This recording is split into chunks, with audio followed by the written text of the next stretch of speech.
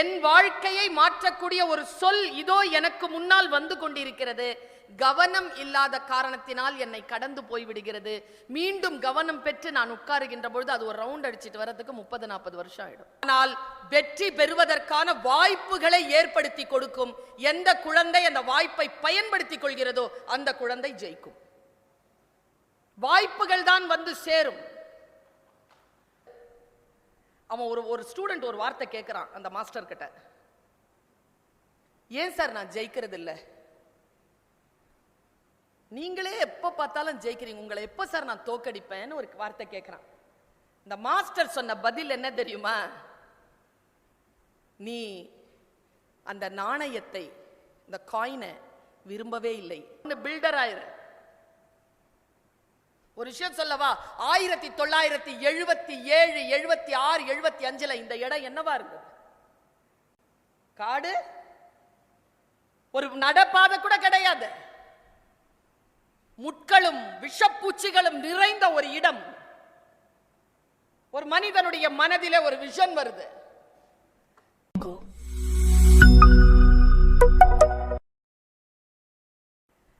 யாருடைய உதடுகளிலிருந்து உதிரக்கூடிய வார்த்தை நம்முடைய வாழ்க்கையை மாற்றும் என்று நமக்கு தெரியாது.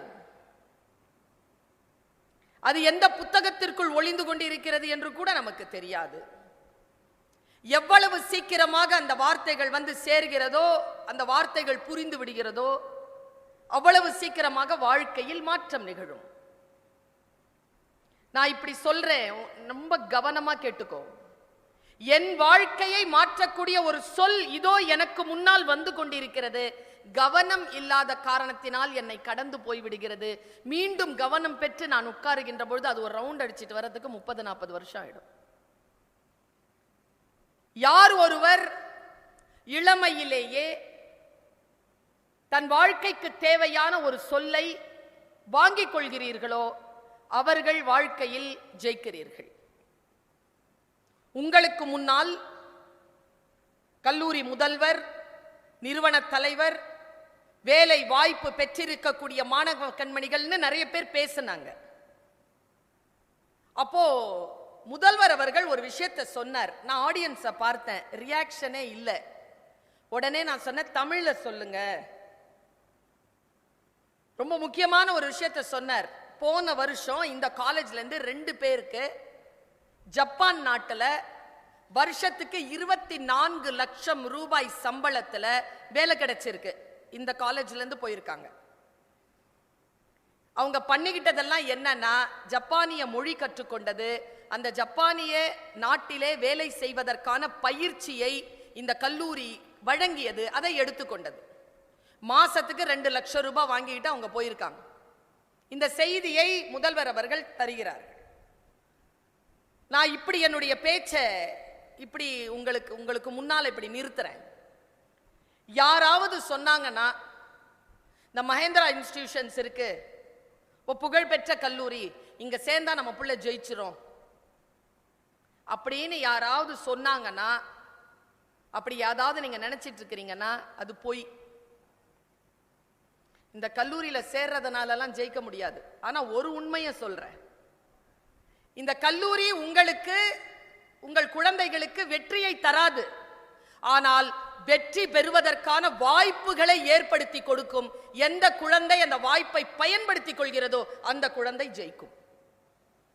வாய்ப்புகள் தான் வந்து சேரும். அந்த வாய்ப்புகளை எப்படி பயன்படுத்திக் கொள்றதுன்னு நான் சொல்றேன். எனக்கு தெரியாது, 21ஆம் தேதி வரலேருந்து ப்ரோக்ராம் நடக்குது. எல்லா ப்ரோக்ராமுக்கும் சேர்மன் வந்து உட்கார்ந்தாரான்னு எனக்கு தெரியாது. இன்னைக்கு வந்திருக்கார், உங்ககிட்ட பேசுறதுக்காக வந்து நின்று பேசியிருக்கார். 4-5 வார்த்தை தான் பேசினார். வெற்றி பெறுகின்ற பிள்ளைகளை உங்களுக்கு முன்னால் கொண்டு வந்து நிறுத்தினார். அதுல ஒரு பையன் பேசின வார்த்தையில இந்த 3 பசங்க பேசினாங்கல்ல, இந்த 3 பசங்க கிட்ட இருந்தோம் நான் சில விஷயங்களை அப்சர்வ் பண்ணேன். ஃபர்ஸ்டா பேசினா பாருங்க ஒரு பையன், நான் ஒரு ஆட்டோ டிரைவர் பையன் அப்படின்னு பேசினான். அவன் என்ன பேசினா அப்படிங்கிறத விட அவனே எனக்கு ஒரு சிலபஸா தெரிஞ்சான். அவன் பேசினதெல்லாம் முக்கியமே இல்லை. அவன் வந்து நின்னு இங்க கிட்ட தைரியமா ஒரு குறிப்பும் இல்லாம ஒரு 3 நிமிஷம் பேசினான்ல, அவனே ஒரு சிலபஸ் தான் எனக்கு. அவன் 2 விஷயம் சொன்னான், எனக்கு ரொம்ப பிடிச்சமான 2 விஷயம் சொன்னான். எங்க அப்பா ஆட்டோ டிரைவர்னு சொல்றதுக்கு எனக்கு கொஞ்சம் கூச்சமா இருக்கும், ஏன்னா நான் படிச்ச கல்வி நிறுவனம் அப்படி. ஆனா புரிஞ்சதுக்கு அப்புறமா ஒரு ஆட்டோ டிரைவருடைய பையன் இன்னைக்கு சைபர் இன்ஜினியரிங்ல வருஷத்துக்கு 10 லட்சம் ரூபாய் வாங்குற வேலை வாங்கிட்டேன்ல, எனக்கு ரொம்ப பெருமையா இருக்குன்னு வந்து சொல்றான் அவன். அதை நான் கவனிக்கிறேன். அடுத்தது அந்த குழந்தை ஒரு விஷயம் சொல்லுச்சு, அது ரொம்ப முக்கியம். அவன் வளர்வதற்கான வாய்ப்பு அதுதான். மற்றவர்கள் 3 லட்சம் 4 லட்சம் என்று வாங்கி கொண்டிருக்க ஒருவன் 10 லட்சம் வரைக்கும் போறானா என்ன அர்த்தம்னா அதை மட்டும் நீங்க பாருங்க. வாழ்க்கையில ஜெயிக்கிறதுக்கான வாய்ப்பு உங்களுக்கு முன்னால இருக்கு. அவன் ஒரு வார்த்தை சொன்னான், சம்பளம் முக்கியம் இல்ல, உன் ப்ரொஃபைல சரி பண்ணிக்கிறியா அதான் முக்கியம், சம்பளம் தானா வந்து சேரும்னு சொன்னான். நாம எல்லாருமே சம்பளத்தை நோக்கிட்டு போறோம். நேத்து ஒரு படம் பார்த்தேன் சார். நான் அந்த படத்துல ஒரு மாஸ்டர், ஒரு மேத்தமெட்டிக்ஸ் மாஸ்டர், ஒரு குழந்தை கிட்ட 2 பேரும் எப்ப வந்தாலும் சார் சார் அப்படிங்கிறான். அவன் கிட்ட போன உடனே ஒரு காசு இப்படி வைக்கிறான். மேத்தமெட்டிக்ஸ் டீச்சர் அது அந்த காசுக்கு மேல ஒரு காசு வைக்கிறார். 1 2 3 அப்படின்னு உடனே 2 பேரும் இப்படி கையை முடிக்கிறாங்க. யார் கையில காசு இருக்கோ அவங்க ஜெயிச்சாங்க. 320 வாட்டி அந்த மாஸ்டர் ஜெயிச்சிருக்கார், ஒரு வாட்டி கூட அந்த குழந்தை ஜெயிக்கல. ஒரு காசு வைக்கிறாங்க, அதுக்கு மேல மாஸ்டர் இப்படி கையை வைக்கிறார், ஒரே தவ்வு, 2 பேரும் இப்படி மூடுறாங்க, காசு மாஸ்டர் கையில இருக்கு. இப்படி இருக்கிற கைக்குள்ள கீழே இருக்கிற காசு வந்துருது ஒரே தவ்வுல. அவன் ஒரு ஸ்டூடெண்ட் ஒரு வார்த்தை கேட்கிறான் அந்த மாஸ்டர் கிட்ட, ஏன் சார் நான் ஜெயிக்கிறது இல்ல? நீங்களே எப்ப பார்த்தாலும் ஜெயிக்கிறீங்க, உங்களை எப்ப சார் நான் தோக்கடிப்பேன்னு ஒரு வார்த்தை கேட்கிறான். இந்த மாஸ்டர் சொன்ன பதில் என்ன தெரியுமா? நீ அந்த நாணயத்தை, இந்த காயினை விரும்பவே இல்லை, என்னை தோற்கடிப்பதிலேயே கவனம் போகிறது, அதனால் தான் அந்த காயின் உன் கையில வந்து சேரலன்னு சொல்லுவார். சின்ன விஷயம்தான். உன் கவனம் எதில் இருக்கிறதோ அந்த வெற்றி உனக்கு கிடைக்கும். முன்னால இருக்கிற ஆளை தோக்கடிக்கணும்னு நினைச்சேன்னா அது முடியாது. எந்த ஒரு விஷயத்திலையும் நான் சொல்றேன். அந்த குழந்தை சொன்னான், நான் வருஷத்துக்கு 10 லட்சம் ரூபாய் வாங்குற அந்த ஒரு காலிங் லெட்டர் எனக்கு வந்திருக்கிறது பெருமைல்ல, நான் என்னுடைய ப்ரொஃபைல நான் ரிச்சா பண்ணி வச்சிருக்கேன். ப்ரொஃபைல ரிச்சா பண்ணி வச்சுக்கினீங்கன்னா உங்களுக்கு 10 லட்சம் ரூபாய் இல்ல. இதோ நான் கோயம்புத்தூருக்கு ஒரு காலேஜ்க்கு போயிட்டு வந்தேன். அவங்க ஒரு கால் லெட்டர் காட்டினாங்க. நான் ஆடி விதிர்த்து போனேன். இவ்வளோ உழைச்சு கூட நான் அந்த சம்பளத்துக்கிட்ட கூட போல. வருஷத்துக்கு 58 லட்சம், வருஷத்துக்கு 58 லட்சம் ரூபாய் வாங்குற பையன் இருக்கிறான். இந்த கேம்பஸ்க்கும் அந்த குவாலிட்டி இருக்கு, வாய்ப்புகளை தருகிறது. நீங்கள் வெற்றியாளராக மாறுவதற்காக உங்களை நீங்கள் அந்த போர்க்களத்திற்குள் இறக்குகிறீர்களா?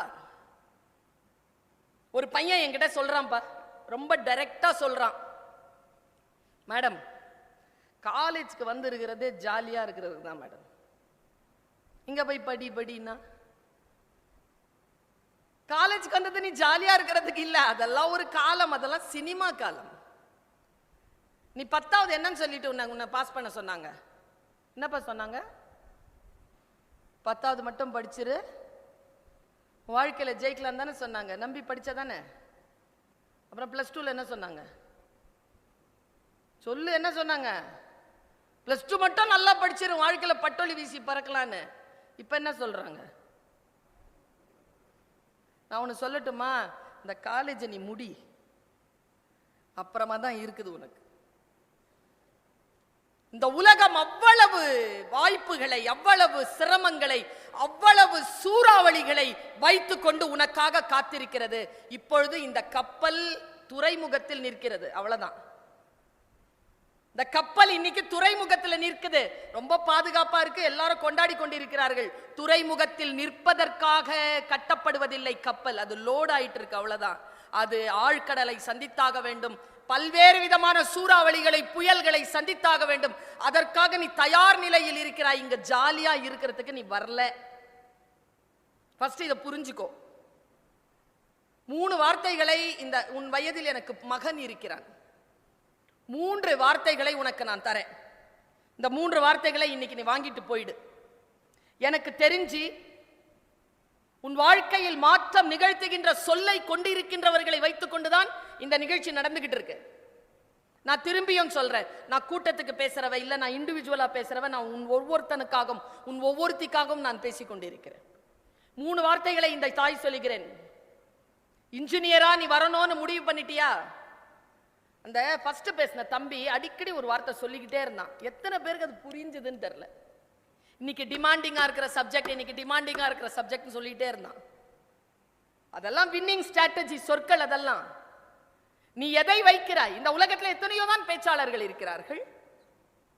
யார் முந்திக் கொள்கிறார்கள்?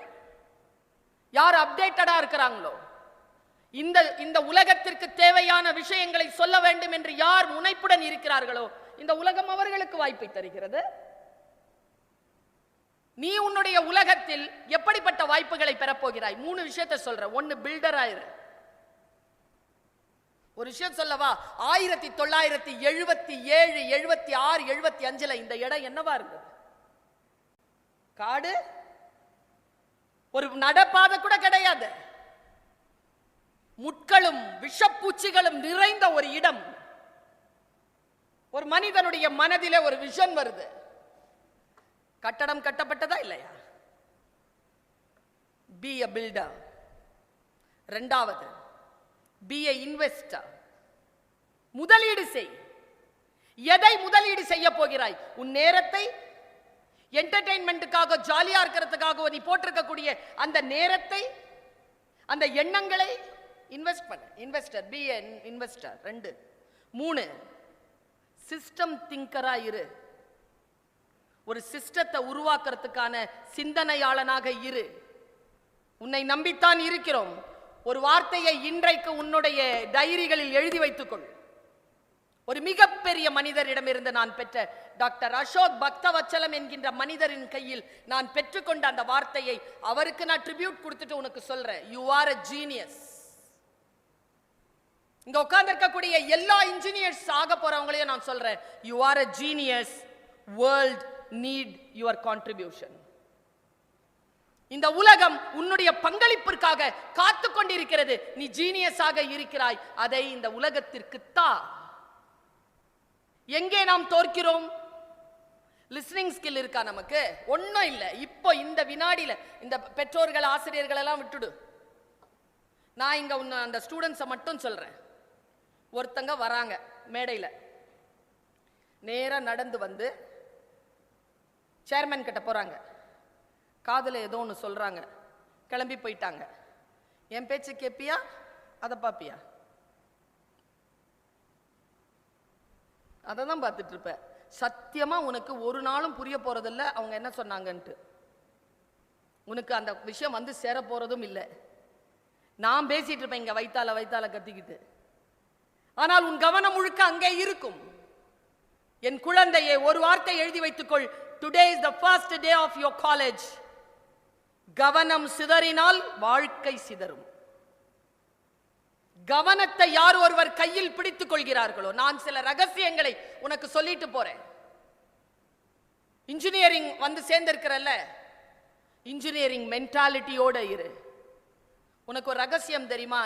நம் உலகத்தை படைத்த, இந்த பிரபஞ்சத்தை இயக்கி கொண்டிருக்கக்கூடிய இறைவன் ஒரு இன்ஜினியர் தான். பிரமாதமான இன்ஜினியர். அவன் இன்ஜினியர் தான், அவன் டாக்டர் கிடையாது. அவன் இன்ஜினியர். இந்த உலகத்தை நிர்மாணித்து இருக்கிறான். ஒரு கோளும் இன்னொரு கோளும் மோதிக்கொள்ளாமல் எப்படி போக வேண்டும் என்று தனித்திருக்கணும்னு அவன் தான் முடிவு பண்றான். எது சேரணும்னு அவன் தான் முடிவு பண்றான். He is an engineer. கொஞ்சம் யோசித்து பார். உனக்கு அந்த வாய்ப்பு வந்திருக்கிறது என்றால் அந்த வாய்ப்பை நீ எப்படி பயன்படுத்திக் கொள்ள போகிறாய்? முந்திக்கொள் என்று நான் சொன்னேன். ரொம்ப பெரிய ஒரு ரகசியத்தை சொல்றேன். எல்லா காலேஜ் மாதிரி தான் இந்த காலேஜ்லயும் ஒரு 4 வருஷம் நீ படிக்க போற. நிறைய சம்பளம் வாங்கிக்கிட்டு இந்த காலேஜை விட்டு நீ போகணும். என்னுடைய தாயார் ஒரு 15 நாட்களுக்கு முன்னால் என்கிட்ட சொன்ன வார்த்தையை சொல்றேன். செருப்பு மாட்டிட்டு வெளியில கிளம்புறேன்னு சொன்னாங்க. குரான்ல ஒரு வார்த்தை படிச்சேன், கேக்குறியா? சொல்லுங்கம்மா. அலர்ட்டா உட்கார்ந்து இருக்க நீ. நான் அப்ப படபடப்பா வெளியில கிளம்பும் போது எங்க அம்மா சொல்லுச்சு. அமைதியா உட்கார்ந்து கேட்கும் போது சொல்றேன், இந்த காலேஜ்குள்ள நீ எப்படி வந்தன்னு எனக்கு தெரியாது தம்பி. எனக்கு தெரியாது பாப்பா நீ எப்படி வந்தேன்னு. நீ நினைக்கிற கோர்ஸ் உனக்கு கிடைச்சிருக்கான்னு எனக்கு தெரியாது. அந்த கோர்ஸை பத்தி உனக்கு என்ன விஷயம் தெரியும்ங்கிறதும் எனக்கு தெரியாது. ஆனா ஒன்னு சொல்றேன், குர்ஆன் என்கின்ற வேதம் இப்படி சொல்லுகிறது, இந்த உலகத்தில் எந்த நிறுவனம், எந்த ரிலேஷன்ஷிப், எந்த ஃப்ரெண்ட்ஷிப், எந்த ஒரு விஷயத்திலையுமே, ஒரு கடை கூட இல்ல, நான் இந்த காலேஜ்குள்ள நுழைஞ்சேன் இல்லையா, என்ட்ரி எப்படி வேணாலும் இருக்கலாங்க, என்ட்ரி எப்படி வேணாலும் இருக்கலாம். ஆனா எக்ஸிட் மஸ்ட் பி ரெஸ்பெக்ட்ஃபுல். வெளியேறுவது மிகப்பெரிய கொண்டாட்டமாகவும் மிகப்பெரிய மரியாதைக்குரிய ஒரு விஷயமாகவும் இருக்கும்படியாக நீங்கள் பார்த்து கொள்ளுங்கள். அதற்கான சூழலை இவர்கள் தருகிறார்கள். இன்ஜினியரா இருக்கக்கூடிய நீ ஒரு விஷயத்தை மட்டும் செய்யவே செய்யாத, கிளாஸை மிஸ் பண்ணாத. கிளாஸ்ல புரியலையா, புரிஞ்சுக்கிற அளவுக்கு நிர்பந்தப்படுத்து, புரிஞ்சுக்கோ, அந்த சப்ஜெக்டை கிளியர் பண்ணு, நல்ல மார்க் எடுத்து கிளியர் பண்ணு, நல்ல விஷயமா அந்த சப்ஜெக்டை புரிஞ்சுக்கோ. அது மட்டும் அல்ல, மீதி இருக்கிற நேரத்தில் இவங்க சில சர்டிபிகேஷன் கோர்சஸ் தருவாங்க. 20% 48 பேப்பர்ஸ் நீ எழுத போற, அதுல 20% உனக்கு வந்து சர்டிபிகேஷன் கோர்ஸ் இருக்கு. என்ன சர்டிபிகேஷன் நீ பண்றியோ 6 சர்டிபிகேட் வரைக்கும் ஒருத்தன் பண்ணலாம், 6ல 8 கூட பண்ணலாம். 8 பண்ணலாம்ல சார்? 8 சர்டிபிகேஷன் பண்ணிக்கோ. ஜாலியா இருந்தனா முடியாது. ஆனா சர்டிபிகேஷன் கோர்ஸ் பண்றதுலயும் படிக்கிறதுலயும் ஜாலியா முடியும். என்ன மாதிரி நான் ரொம்ப ஜாலியா படிப்பேன். ஏன் தெரியுமா? என்ன படிக்கிறேனோ அதை பேசுறேன்ல, பேசுறதுக்கான சூழல் கிடைக்குதுல்ல எனக்கு, அதனால ரொம்ப ஜாலியா படிப்பேன் நான். சர்டிபிகேஷன் பண்ணிக்கோ. இந்த தாய் சொல்லுவதை எழுதி வைத்துக்கொள். 4 ஆண்டுகள் நீ மிகச் சிறப்பான மதிப்பெண் எடுத்து வெளியேறுவதற்கு 3 மணி நேரம் ஒரு நாளைக்கு படித்தால் போதுமானது. ஆனா நல்ல சம்பளம் வாங்குறதுக்கான கால் லெட்டரோட வெளியில போனோம்னா 12 மணி நேரம் நீ ப்ராஜெக்ட் ஒர்க் பண்ணி ஆகணும். காலேஜ்ல ப்ராஜெக்ட் ஒர்க் பண்ணு. ரொம்ப ஈஸியா இருக்குல்ல, அந்த ஈஸியான அந்த ப்ராஜெக்டை கையில எடு. டஃப்பா போகவே போகாத. டஃப்பான விஷயங்கள் போகாம சுலபமாக இருக்கக்கூடிய விஷயங்களை கையில எடு. எது உன் கவனத்தை சிதறடிக்கிறதோ அதில் கவனமாக இரு. ரொம்ப கவனமா இருக்க வேண்டிய சிதறடிப்பு என்ன தெரியுமா? 3 விஷயங்க. ஒண்ணு இந்த பக்கத்துல உட்கார்ந்து இருக்குது, இன்னொன்னு இந்த பக்கத்துல உட்கார்ந்து இருக்குது, இன்னொன்னு உங்க கையில ஏதோ இருக்குது. இந்த 3 தான் உங்க கவனத்தை சிதறடிக்கும். எப்ப பார்த்தாலும் யாரோடையாவது கனெக்டடாவே இருக்கிறீங்க. ஏன்? கொஞ்சம் இத கீழே போட்டுட்டு முன்னால இருக்கக்கூடிய சொசைட்டில, முன்னால இருக்கக்கூடிய அந்த வகுப்பறைகளுக்குள் நீ கனெக்டடா இரு. கான்டாக்ட்ல இருக்கிறது வேற, கனெக்டடா இருக்கிறது வேற. கிளாஸ்ல நீ கான்டாக்ட்ல இருக்கிற, ஆனா கனெக்டடா இல்ல. யார் கனெக்டடா இருக்கிறாங்களோ அவர்கள் ஜெயிக்கிறார்கள், கான்டாக்ட்ல இருக்கிறவங்க தோக்குறாங்க. Just do have connection. நீங்க பெரியவங்க எல்லாம் கொஞ்சம் காதை மூடிக்கோங்க. நான் ஒரு பெரிய வார்த்தை சொல்ல போறேன் பிள்ளைங்க கிட்ட. அம்மா அப்பாவும் காதை மூடிக்கும். பையன் ரொம்ப சந்தோஷமாயிட்டான், ஏதோ ஒன்று சொல்ல போறாங்க. நம்ம சொல்றது கேட்டு வச்சுக்கோ, உண்மையா உருப்படுவ. இந்த 4 வருஷத்துக்கு உன் லைஃப் பார்ட்னரை இந்த வளாகத்துக்குள்ள தேடாத.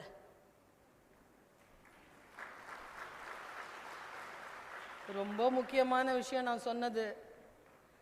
இந்த வயசுல கவனச்சிதறல்ல மிக முக்கியமானது இந்த சனிய. அதுக்குள்ள போய் சிக்கிட்டேன்னு வச்சுக்க, நான் அறம் பேசுபவள். இந்த நாக்கில் இறைவனுடைய அருளால் ஒரு அறம் சொல்கிறேன். நீயா தேர்ந்தெடுத்தா சொத்தையா தேர்ந்தெடுப்ப. இறைவன் கிட்ட அந்த வேலையை விட்டுடு. அவர் உனக்காக மிகச் சிறப்பான ஒன்றை தேர்ந்தெடுத்து வைத்திருப்பார். அது வந்து சேரும் வரைக்கும் காத்திரு. அது வந்து சேரும் வரைக்கும் காத்திரு. ஏன் தெரியுமா? ஒன்ஸ் வந்துருச்சுன்னு வச்சுக்கேன், ஒரு 4-5 வருஷம் பொறுத்துக்கோ. மேக்சிமம் ஒரு 7-8 வருஷம் தான். ஒரு சனியம் வரும், வந்தா போவாது. போமா சார்? பாரு, போவாது. உங்க அம்மாவை கேளுங்க, போவாது. உங்க அப்பாவை கேளுங்க, போவாது.